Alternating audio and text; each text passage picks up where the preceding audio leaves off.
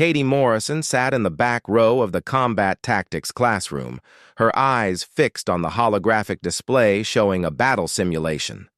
Around her, cadets from 12 different species watched as their classmates attempted to complete the scenario.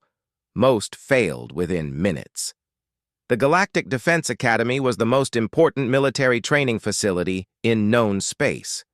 Every species that joined the Galactic Council sent their best and brightest to learn here. Humans had only been part of the Council for 15 years, and they were still trying to prove they belonged. Commander Vincent Drake stood at the front of the classroom, his forearms crossed over his broad chest. He was a Krellian, a species known for their military prowess and their low opinion of humans. His golden eyes swept across the room before settling on Katie. "Cadet Morrison," he said, his voice carrying easily through the large room. "You're next." Katie stood slowly, keeping her movements casual and unhurried. She walked to the simulation pod while the other students watched. Some looked curious, others looked bored. Jake Peterson, a Xanthari cadet who held the top rank in their class, smirked as she passed his seat. "Try not to die in the first 30 seconds this time," he muttered loud enough for others to hear. Several cadets laughed. Katie didn't respond. She climbed into the simulation pod and placed her hands on the controls. The pod sealed around her, and suddenly she was standing on a virtual battlefield. Enemy combatants appeared from 3 directions. The objective was simple: survive for 5 minutes and neutralize as many threats as possible. Katie let her hands move over the controls with deliberate clumsiness. She missed her first 2 shots. She took cover behind a barrier that left her exposed on one side. She completed the simulation in 4 minutes and 30 seconds, with a score of 68%. Passing, but barely. The pod opened and she stepped out. Commander Drake looked at his data tablet and shook his head. "Mediocre," he announced. "Cadet Morrison demonstrates exactly why humans struggle in combat scenarios: slow reflexes, poor tactical awareness, and hesitant decision-making. Next." Katie returned to her seat without comment. She had heard worse. Every day for the past 2 years, she had listened to instructors and fellow cadets explain why humans were inferior soldiers. They were too soft, too emotional, too weak. They didn't have natural armor like the Krellians. They didn't have enhanced senses like the Xanthari. They didn't have multiple limbs or telepathic communication or any of the advantages other species possessed. Katie knew all of this was wrong, but she said nothing.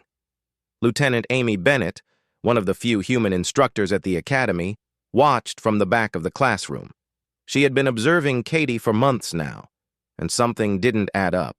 Katie's movements were too controlled, her failures too consistent. It was like watching someone pretend to be average. After class ended, Amy caught up with Katie in the hallway. "Walk with me, cadet," Amy said. They moved through the wide corridors of the academy, passing groups of students from various species. The building was enormous, designed to accommodate beings of different sizes and environmental needs. "Your simulation score was 68%, Amy said. "Same as last week, and the week before that. In fact, you've scored between 65 and 70% on every combat simulation for 2 years. Katie kept her eyes forward. "I'm consistent, ma'am." "That's not consistency. That's precision." Amy stopped walking and turned to face her. "I've trained hundreds of soldiers. I've never seen anyone maintain such exact mediocrity. Most people improve over time or they wash out. You do neither." "Maybe I've found my level, ma'am." Amy studied her for a long moment. "Or maybe you're hiding something." Katie met her gaze with practiced calm. "I don't know what you mean, ma'am." "Dismissed, cadet." Katie walked away, her pace steady and unremarkable. Just like everything else about her. 3 days later, Katie's class boarded a transport ship for a field training exercise. They were going to visit Outpost 7, a frontier defense station that monitored the border between Council space and the unclaimed territories. It was supposed to be a routine observation trip. The cadets would tour the facility, watch the crew at work, and write reports about defensive operations. The transport docked with the station after a 6-hour journey. Captain Derek Walsh greeted them in the main hangar bay. He was a human, which made some of the alien cadets visibly disappointed. They had hoped to learn from a more experienced species. "Welcome to Outpost 7, Derek said, his voice friendly but professional. "We run a tight operation here, 20 crew members keeping watch over 3 star systems. It's not glamorous work, but it's important." He led them through the station, explaining the various systems and protocols. Katie walked in the middle of the group, asking no questions and drawing no attention. Jake Peterson asked most of the questions, showing off his knowledge of military operations. They were in the station's command center when the alarms started blaring. Red lights flashed throughout the room. The crew members rushed to their stations, their relaxed demeanor vanishing instantly. Derek pulled up a holographic display that showed 3 ships approaching at high speed. "Kreth Raiders," Sergeant Lisa Morgan said from her security station. Her face was pale. 3 heavy cruisers. They'll be in weapons range in 90 seconds. The Kreth were among the most feared pirates in the galaxy. They attacked stations like this one, killing everyone aboard and stealing whatever they could carry. No one negotiated with the Kreth. You either escaped or you died. "Get the cadets to the evacuation pods," Derek ordered. "All personnel to battle stations." Lieutenant Amy started herding the students toward the exit, but Katie's instincts were screaming at her. The station's weapons systems were outdated. The crew was too small. 3 Kreth cruisers would tear through their shields in minutes. Everyone here was going to die unless someone did something. She followed the other cadets into the corridor, her mind racing. She could help. She knew she could help. But if she did, everything she had built over the past 2 years would collapse. Her peaceful life would end. She would become a weapon again. The station shook as the first weapons struck the shields. The lights flickered. Somewhere in the distance, something exploded. Katie made her decision. As the group rounded a corner, she ducked into a side passage. No one noticed. They were too panicked, too focused on reaching safety. She ran in the opposite direction toward the command center, moving faster than any cadet should be able to move. The station shook again, harder this time. The shields were failing.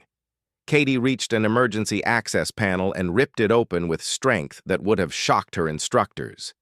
She pulled herself into the maintenance tunnel and started climbing, her movements quick and efficient. She had 3 minutes, maybe less. 3 minutes to reach the auxiliary command center on the upper level. 3 minutes to access weapon systems that she wasn't authorized to touch. 3 minutes to become the thing she had spent 2 years pretending not to be. The station's automated systems continued recording everything, storing data in encrypted files that would later be transmitted to the Galactic Defense Network. In one of those files, in footage from a security camera in a maintenance tunnel, a human cadet moved with the speed and precision of an elite soldier. The auxiliary command center hummed with power as Katie brought the weapon systems online. The main screens showed the 3 Kreth cruisers surrounding Outpost 7 like predators circling wounded prey. The station's shields were at 20% and dropping fast. Katie's fingers moved across the control interface without hesitation. She accessed the targeting systems, routed power from non-essential sections, and prepared the station's defense grid. Her movements were precise and practiced, nothing like the clumsy cadet who struggled through simulations. The first Kreth boarding pod launched toward the station. Katie tracked it with the point defense system and fired. The pod exploded in a flash of bright light. She destroyed the second and third pods before they made it halfway across the gap. In the main command center, Captain Derek stared at his console in confusion. "Who's firing the auxiliary weapons?" he shouted. "Unknown, sir," Sergeant Lisa replied, her fingers flying over her own console. "The system shows someone accessed the upper command center, but that section was supposed to be locked down."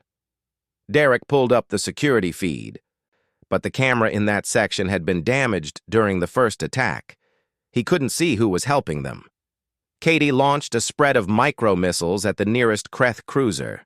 The missiles weren't powerful enough to destroy the ship, but they forced it to maneuver, buying precious seconds. She used those seconds to redirect the station's main cannon, a weapon that required 3 trained operators and complex calculations to fire accurately. She did it alone in 8 seconds. The cannon fired, and the blast struck the Kreth cruiser's engine section. The ship went dark and began drifting. 1 down, 2 to go. The remaining Kreth cruisers changed tactics. They stopped trying to board and instead focused all their firepower on destroying the station. Energy beams hammered the shields. Katie watched the shield strength drop to 10%, then 5%. She rerouted power from life support in the empty sections of the station. The shields held. Barely. More boarding pods launched. Katie destroyed 4 of them, but 3 got through, attaching themselves to different sections of the station's hull. Kreth warriors would be cutting through those airlocks right now, pouring into the corridors. Katie brought up the station's internal defense systems. She activated bulkhead doors, sealing off the sections where the Kreth had entered. Then she vented the atmosphere from those sections into space. The Kreth wore armor that could handle vacuum, but the sudden decompression would slow them down. On her console, she could see the Kreth moving through the station. They were heading toward the evacuation bay where the cadets and non-essential personnel were gathering. Katie pulled up the station's maintenance drone controls. The drones were simple robots designed for repairs, but they could be weaponized if someone knew how. Katie knew how.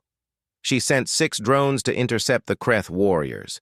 The drones weren't combat units, but she programmed them to use their cutting lasers and welding torches as weapons. It wouldn't stop the Kreth, but it would slow them down. A Kreth warrior broke through one of the sealed bulkheads using explosives. Katie watched on the security feed as he entered a corridor near the medical bay. She accessed the fire suppression system and flooded that corridor with flame-retardant foam. The warrior's sensors would be useless in that thick, white cloud. Then she locked the doors on both ends of the corridor, trapping him.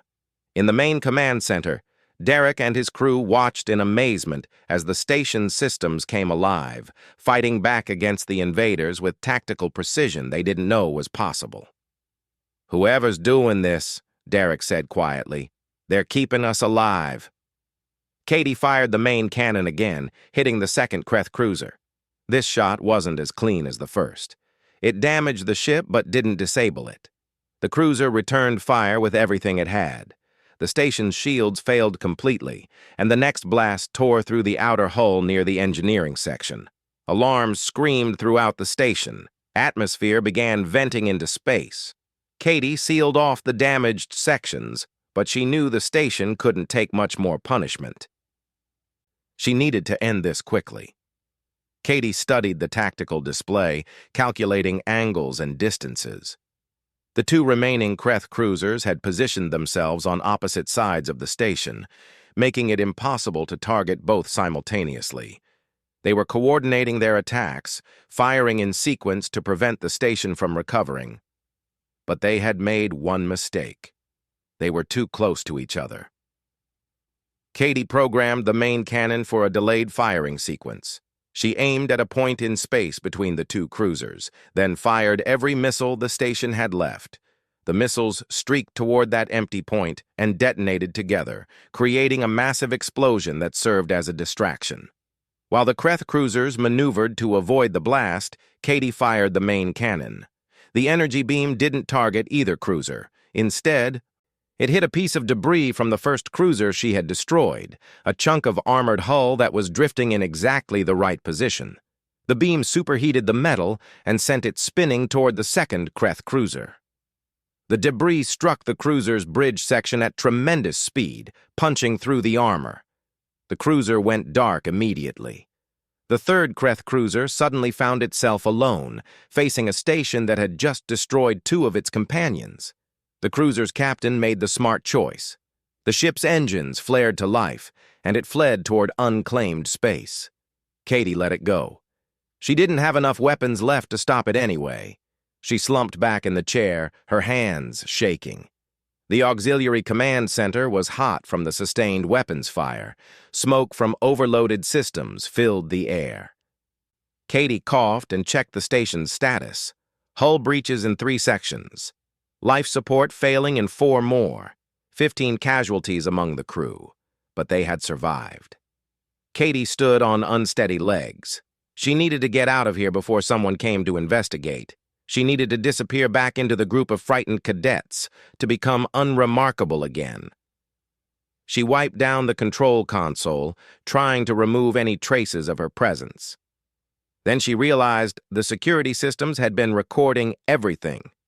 The auxiliary command center had multiple cameras, all of them linked to the station's main computer. Katie's stomach dropped. She moved to the security terminal and tried to access the recordings. The system required authorization she didn't have. She tried a dozen different codes, growing more desperate with each failure. Finally, she gave up. The damage was done. The recordings existed, and she couldn't erase them without alerting the whole station. Katie left the auxiliary command center and made her way back through the maintenance tunnels. The station was quiet now, just the sound of damage control teams working to repair the hull breaches. She emerged from an access panel near the medical bay and ran toward the evacuation area, making sure her uniform was disheveled and her face showed the right amount of fear. She found the group of cadets huddled in the evacuation bay. Lieutenant Amy was doing a head count, her face tight with stress. When she saw Katie, relief flashed across her features. "Morrison, where have you been?" "I got separated during the attack, ma'am," Katie said, letting her voice shake. "I hid in a storage closet until the alarm stopped." Amy studied her for a moment, then nodded. "Get with the group. We're waiting for the all-clear." Katie joined the other cadets. Jake Peterson was sitting against the wall, his face pale. He looked at Katie but said nothing. For once, he wasn't smirking. An hour later, Captain Derek gathered everyone in the main hangar. His uniform was torn, and he had a bandage on his forehead, but he was alive. "We survived," he said simply. 3 Kreth cruisers attacked us and we survived. That's never happened before. Stations like ours don't survive attacks like that. He paused, looking at the assembled crew and cadets. "Someone accessed the auxiliary command center during the battle. Someone who wasn't authorized to be there. Someone who used our weapons systems with skill I've never seen before.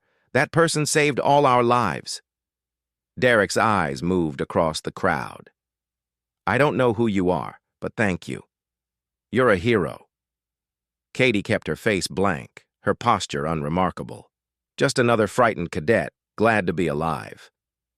But as the group filed out of the hangar, she caught Lieutenant Amy watching her with a strange expression. Amy said nothing, but Katie could see the questions in her eyes. The transport ship arrived 6 hours later to take the cadets back to the ACID Tech officer Ryan Clark sat in his small office at the Galactic Defense Network headquarters, reviewing data files from frontier stations. It was boring work, the kind of job that made him wonder why he had joined the military. Most files contained nothing interesting. Equipment reports, supply inventories, routine patrol logs. Then he opened the file from Outpost 7. Ryan leaned forward, his eyes widening as he read the initial report. 3 Kreth cruisers had attacked a border station with only 20 crew members. The station had survived. 2 of the Kreth cruisers had been destroyed. The 3rd had fled. That was impossible. Ryan pulled up the detailed battle logs, expecting to find that a fleet had arrived to help. But no other ships were in the area. Outpost 7 had fought alone and won. He spent the next 3 hours digging through the data. Most of the logs were straightforward. The station's crew had fought bravely, managing their limited resources well. But something was wrong with the auxiliary command center logs. They were heavily encrypted, much more than standard security protocols required. Ryan was good with computers. He had been breaking encryption since he was 12 years old. But this encryption was military grade, the kind used to protect classified operations. Why would a routine frontier station have that level of security? It took him 2 days to crack it. When he finally opened the video files, he couldn't believe what he was seeing. The auxiliary command center camera showed a young woman in a cadet uniform operating the weapons systems. Her hands moved across the controls with impossible speed. She wasn't just competent, she was perfect. Ryan watched her destroy boarding pods, disable a Kreth cruiser, program the main cannon for shots that should have required 3 trained operators. She did in minutes what should have taken hours, and she did it alone. He ran the video through the military's facial recognition system. The result came back immediately. Katie Morrison, human cadet, second-year student at the Galactic Defense Academy. Current class ranking, 47th out of 63 students. Ryan looked at her academy records. Average scores in everything. Combat simulations, tactical exercises, physical training, all barely passing.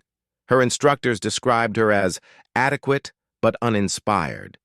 The woman in the video was not adequate. She was extraordinary. Ryan forwarded the files to his supervisor with a priority flag.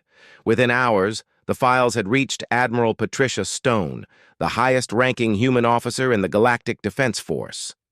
Admiral Stone sat in her office on the Central Command Station, watching the battle footage for the 3rd time.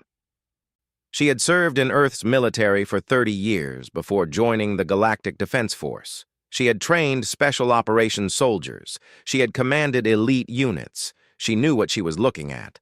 The young woman in that video had skills that didn't exist in the regular military.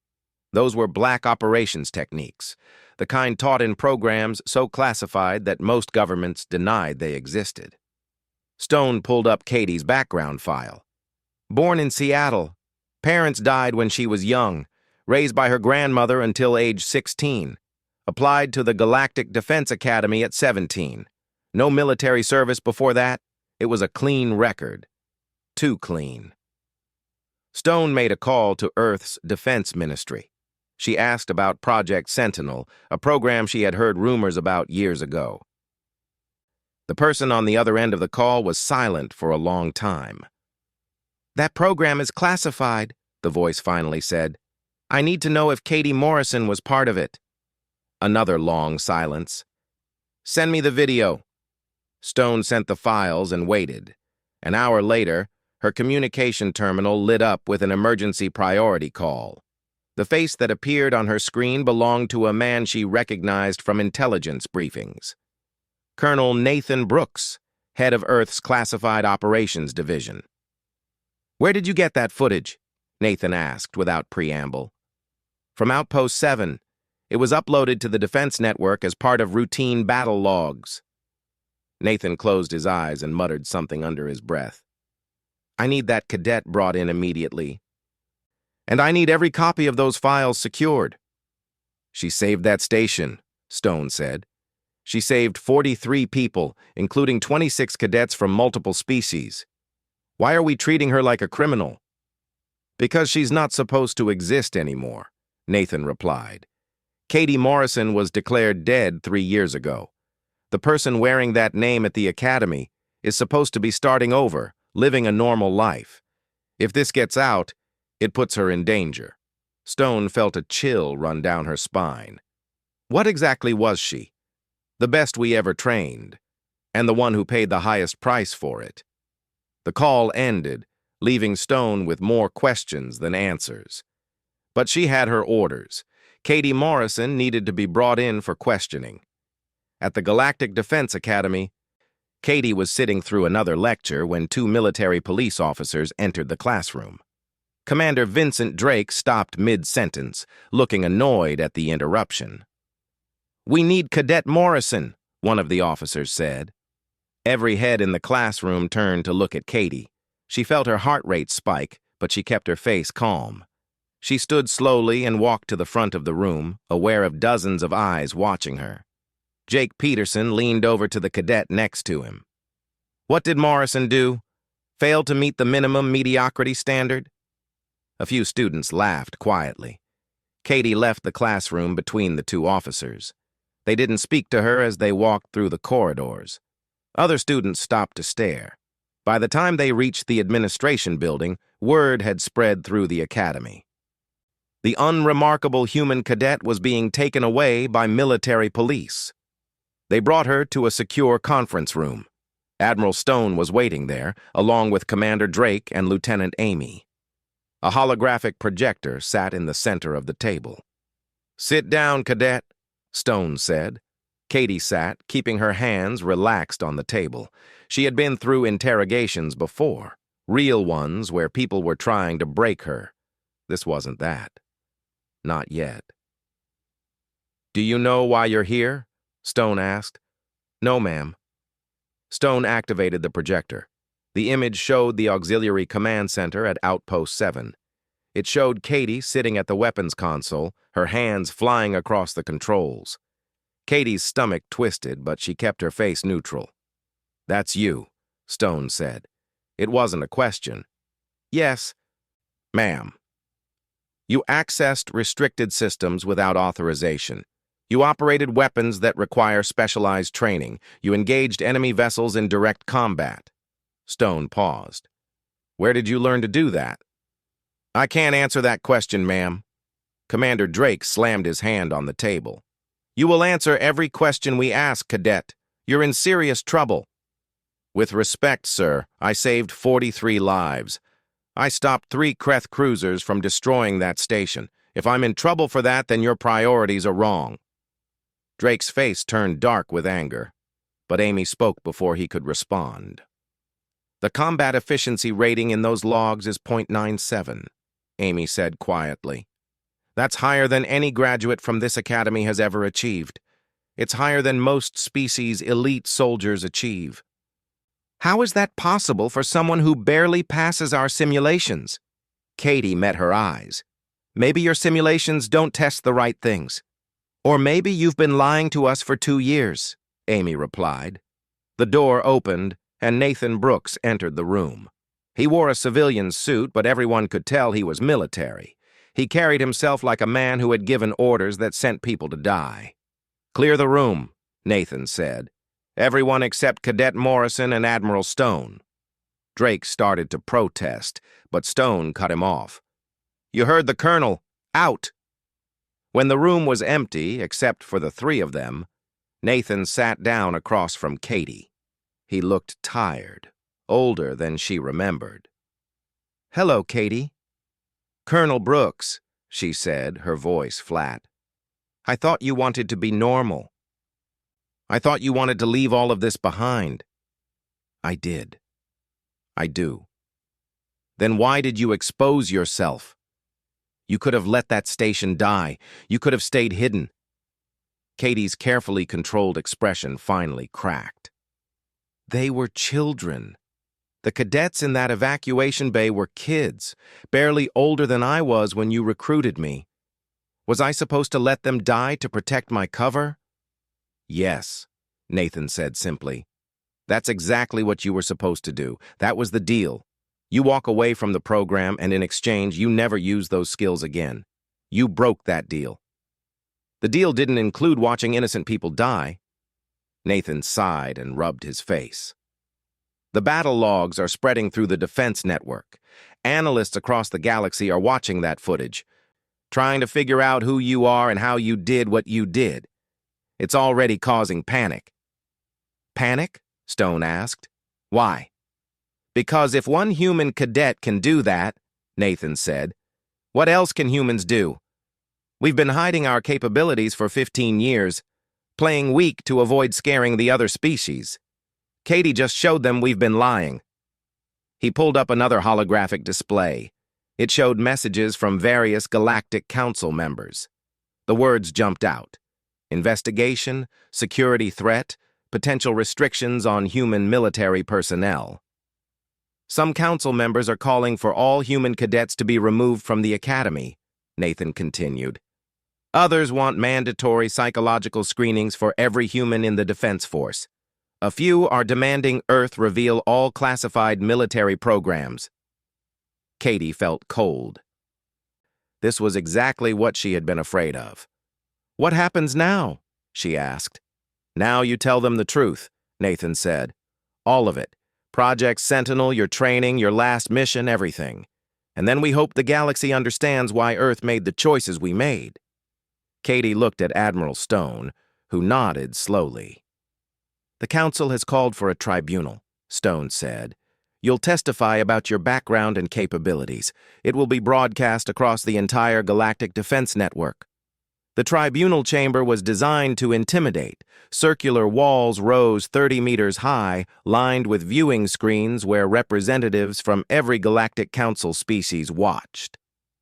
At the center of the chamber stood a single chair, elevated on a platform so everyone could see the person being questioned. Katie sat in that chair, her cadet uniform pressed and clean, her hands resting calmly in her lap. Around her, 12 council members sat at their benches, representing the major powers in the galaxy. Above them, thousands more watched through video feeds, waiting to hear what this unremarkable human cadet had to say. Chancellor Mira Kelton, a Zenthari diplomat known for her fairness, called the tribunal to order. "Cadet Katie Morrison," Kelton said, her voice amplified throughout the chamber. "You stand before this council to answer questions about your actions at Outpost 7 and your background. You are not accused of a crime, but the council requires truth. Do you understand?" "Yes, Chancellor." "Then let us begin." Kelton gestured to the screens, showing the battle footage. "Is this you operating the weapon systems at Outpost 7? "Yes, Chancellor." "Where did you learn these skills?" Katie took a breath. This was it. No more hiding.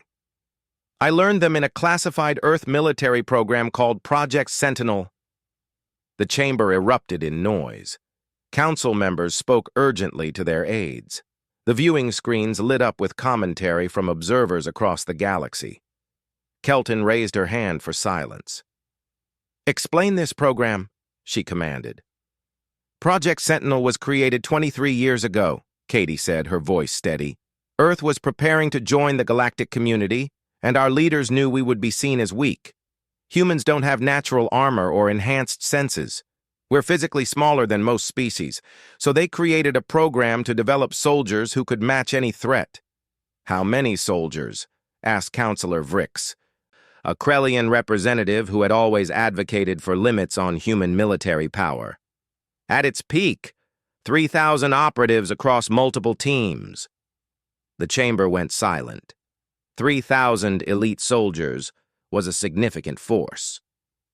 "These soldiers," Kelton said carefully, "were they enhanced? Genetically modified?" "No, Chancellor.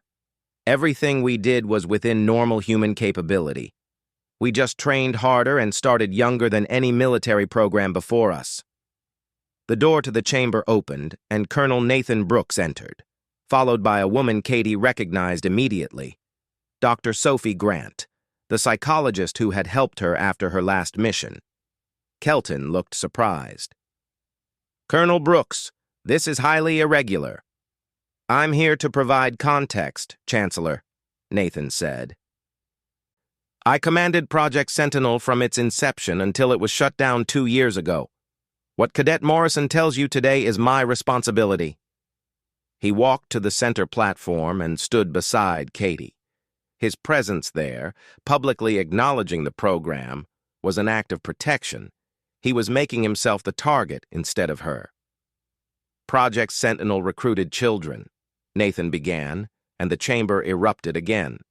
He waited for silence. "Children from extreme circumstances, orphans, survivors of colony attacks, young people who had already seen the worst the galaxy could offer. We gave them purpose and trained them to protect humanity." "You weaponized children," Vrix said, his voice full of disgust. "Yes," Nathan said simply. "I did. Because Earth needed weapons, and these children needed a reason to live. I'm not proud of what we did, but I won't apologize for the results. Our operatives saved thousands of human lives in situations no one else could have survived." Kelton turned to Katie. "How old were you when you joined this program?" 9 years old, Chancellor." "And when did you leave?" Katie's hands tightened on the armrests. 17, 2 years ago.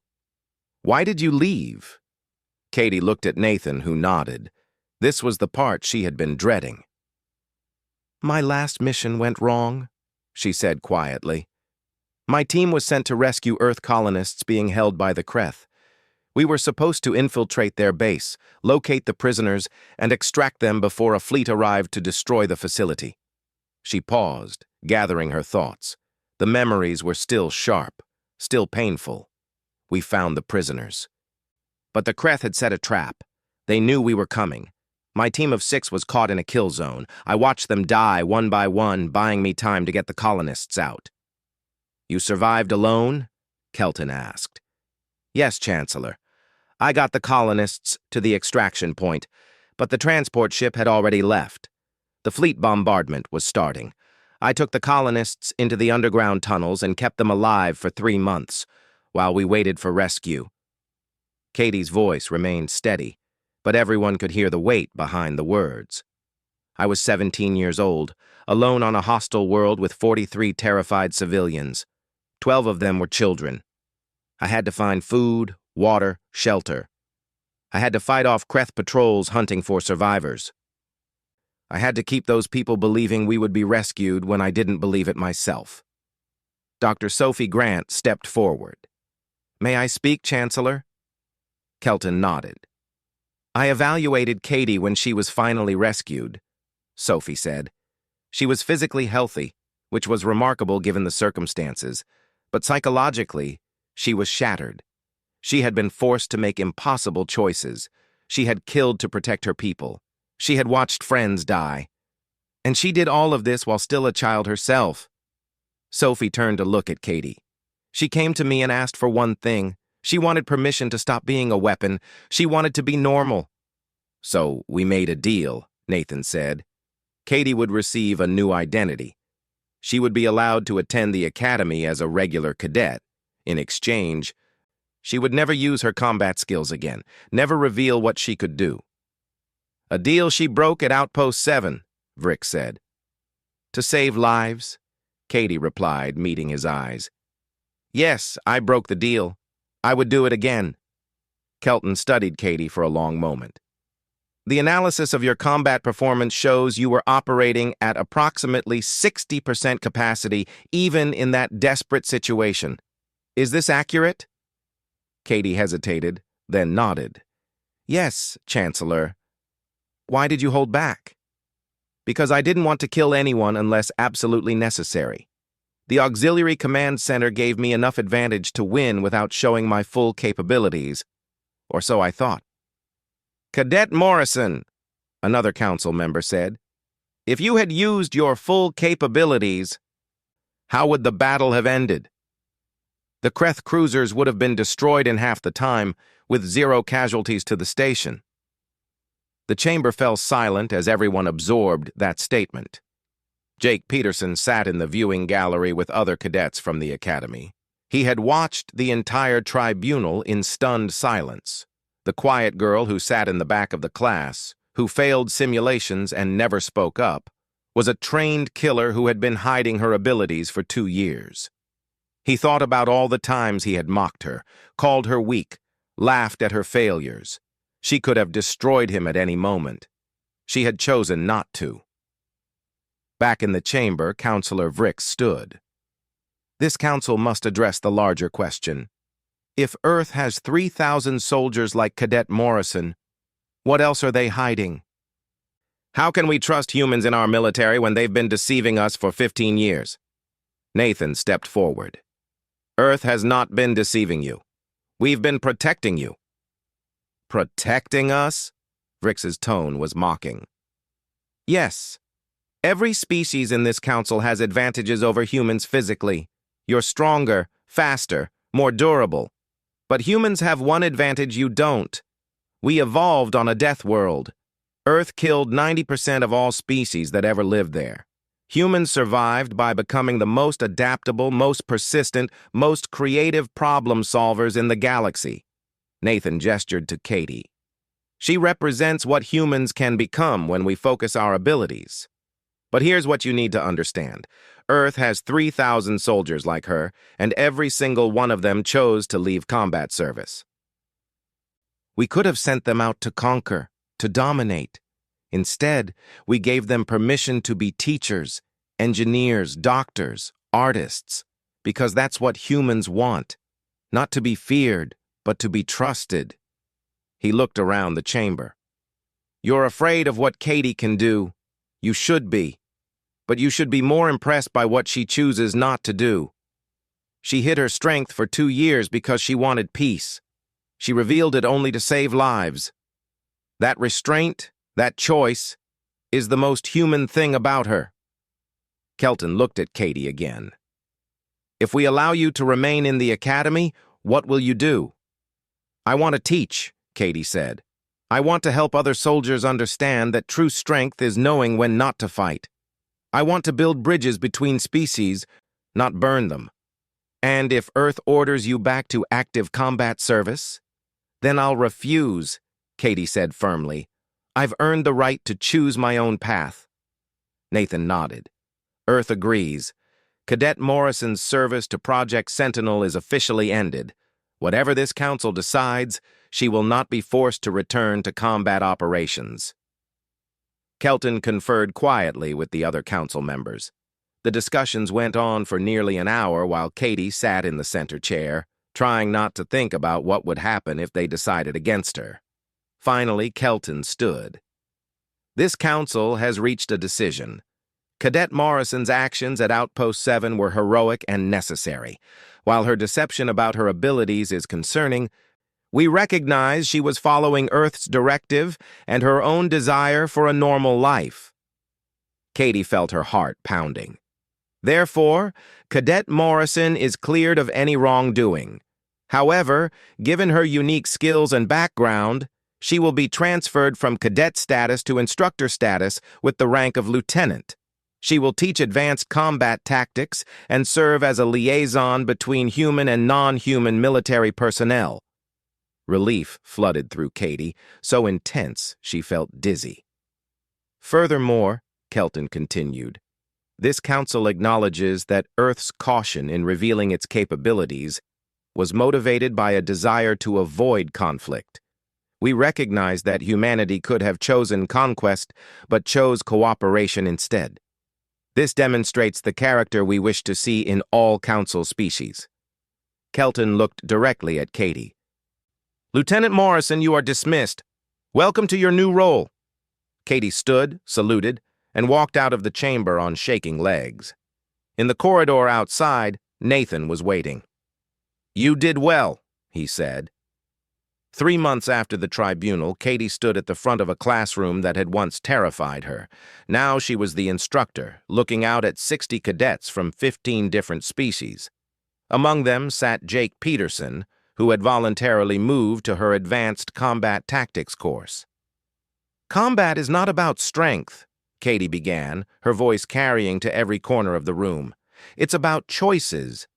Every fight you enter, every weapon you draw, every life you take, those are choices, and the most important choice is deciding when not to fight at all.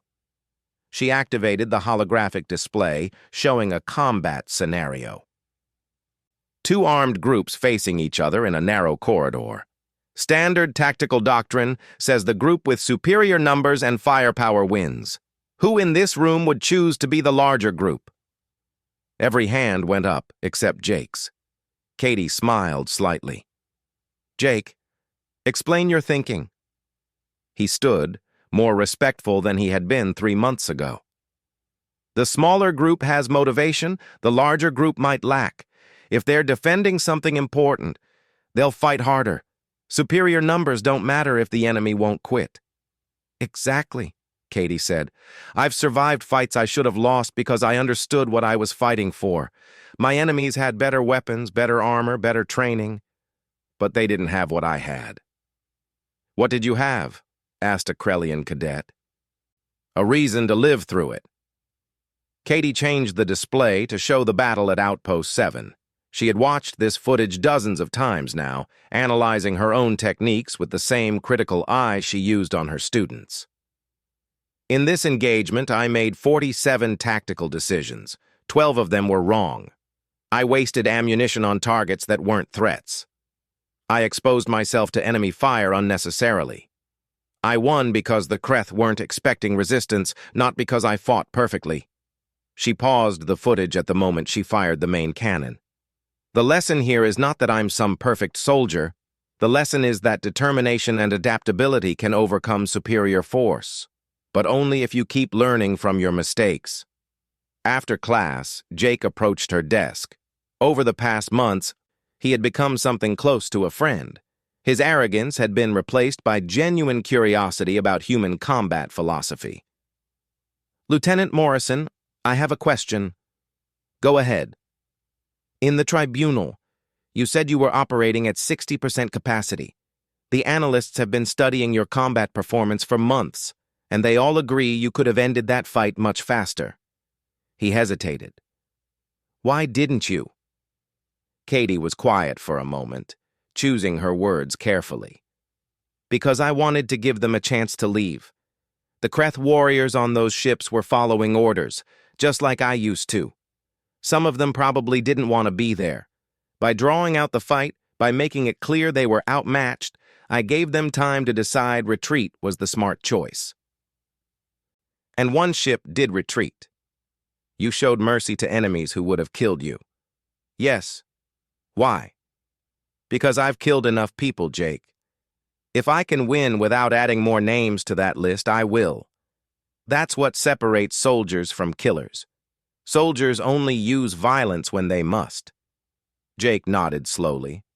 "That's not how the Zenthari military teaches it." "I know, but maybe it should be." Later that week, Katie received a message from Lieutenant Commander Chris Warren, a human officer who worked in personnel assignments. He wanted to meet with her privately. They met in a quiet cafe on the station's recreation level. Chris was in his 40s, with the weathered look of someone who had spent years in combat zones. "I'll get straight to it," Chris said after they ordered drinks. "I'm forming a new unit. Mixed species teams focused on crisis response and hostage rescue. I want you to lead the training program." Katie shook her head. "I'm an instructor now. I don't do field work." "I'm not asking you to go into the field. I'm asking you to teach others how to do what you did at Outpost 7. How to think creatively under pressure, how to use limited resources, how to win when you're outmatched. There are other instructors who could do that." "No, there aren't." Chris leaned forward. "Katie, since your tribunal, 17 other human cadets have come forward. They were all hiding their abilities like you were. Some are Project Sentinel veterans, others are from different special operations programs. They've been pretending to be average because they thought that's what the galaxy wanted." Katie felt her chest tighten. 17? And that's just the ones who've admitted it. There are probably more. Your testimony gave them permission to stop hiding. But they need guidance. They need someone who understands the burden of being more capable than you're supposed to be. Katie thought about the years she had spent pretending, the exhaustion of constantly holding back. If other humans were living that same lie, maybe she could help them. "I'll think about it," she said. 2 weeks later, Katie stood in a private conference room with 12 human cadets who had revealed their true capabilities. They ranged in age from 19 to 25. Some looked relieved to finally be honest. Others looked terrified of what would happen next. "I know why you hid," Katie began. "I did the same thing. You were told humans needed to seem harmless, unthreatening. You were told showing your full abilities would scare other species and damage Earth's reputation." She looked at each of them in turn. "That was wrong. Not because hiding is bad, but because you should have been given the choice. You're not weapons to be locked away. You're people with skills that could help save lives." "What if the other species fear us?" asked a young woman named Lauren Hayes. "Some will," Katie admitted. "Some already do. But fear and respect aren't the same thing. We earn respect by using our abilities wisely, by showing restraint, by choosing peace when we could choose violence." "The galaxy knows about us now," said another cadet, Marcus Flynn. "They know humans are dangerous. How do we prove we're not a threat? By being better than they expect. By helping instead of conquering. By teaching instead of fighting." Katie pulled up a holographic display showing the new crisis response program. "We're going to train mixed species teams. You'll teach aliens techniques they've never seen. You'll learn from them in return. And together you'll show the galaxy that humanity's strength is in cooperation, not domination." Over the next 6 months, Katie built the program from nothing. She recruited instructors from multiple species, developed new training protocols, and personally supervised every simulation. The human cadets stopped hiding their abilities, but they learned to apply them with wisdom and restraint. Jake Peterson volunteered to be one of the first non-human students in the advanced program. He struggled at first, trying to match human adaptability with Zenthari rigid tactical doctrine. But slowly,